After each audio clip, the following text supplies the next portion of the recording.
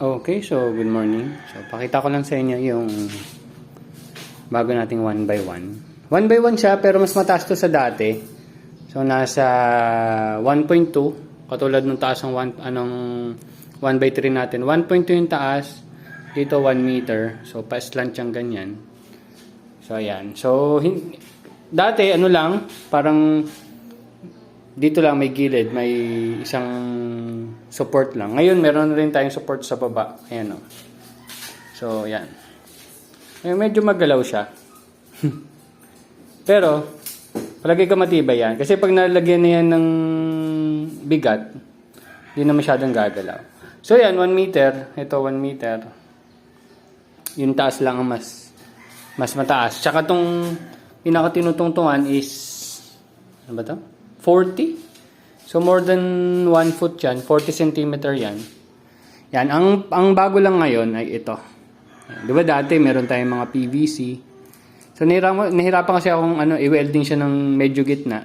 So ang ginawa ko, tinape ko muna bago ko i-welding kaya may makikita kang tape dito. Ayan, may tape. Pero yan, schedule 20 yata yung sabi nila dito, schedule 20. Yung round tubular na yan. So yan, winelding ko lang dun sa gilid. Ay, sa gitna, ayan o. Diyan, tsaka dito sa ilalim. Ayan. So, yun yung pagkakabitan ng, natin, ng mga clip na binili ko. So, far, hindi ko pa nagagamit yung clip na na mas malaki, yung pang 3/4 inch na tubular. Kasi, nakabili naman tayo ng 1/2. Kasi sabi dati, walang 1/2 eh. Anyway, ayan, meron na. Ayan, ang welding natin. So, naka-welding naman na maayos yan. So, ang mangyayari niyan, kailangan pala ito ng patungan. Yung patungan natin pa ganon. Katulad ng sa 1x3 natin. So, may tatlong 1 meter dyan. Wala na ba akong sobrang 1 meter? Ito na lang muna. Ito yung nasira kong 1.2 eh. Ayan. So, ang mangyayari, ganyan. Sorry. Pero niyan, tatlong ganyan kasi meron pa sa gitna. Tapos yung pinaka-opening natin is dito sa mas mataas na part. So may dalawang box dyan. Lagyan na nga natin. Para lang ma-visualize nyo. Pero yung patungan, dadagdagan pa yan ha. Hindi pwedeng dalawa lang kasi baka bumigay yung gitna ng natin, ng styro. Ayan, ganyan. So basta dalawang ganyan. Yan na. And sa sukat ko, parang ang distance mo lang dito, mula dito sa pinaka-corner na to, meron pang 1 inch.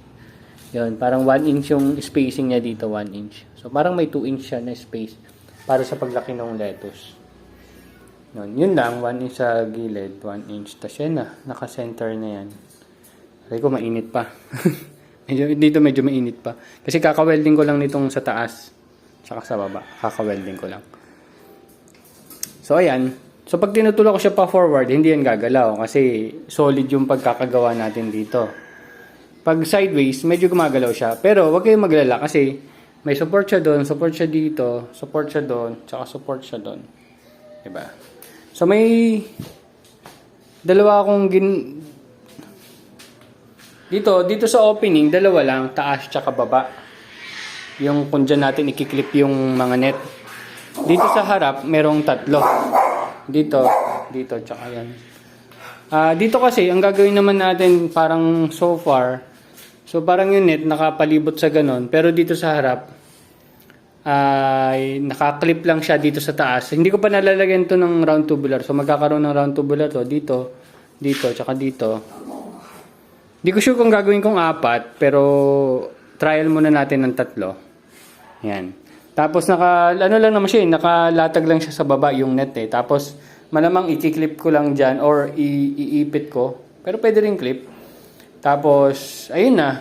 Pag kailangan kong open, dito na yung opening niya. Iaangat ko lang yung net. Pero yan. So far sana na-visualize nyo. Pero ayan. Yan. So, nakikita ko, meron pa akong 1x3. Pagtaas ng 1x3 ko is tapos na. And hopefully makabawi na tayo sa mga pinagagastos natin dito.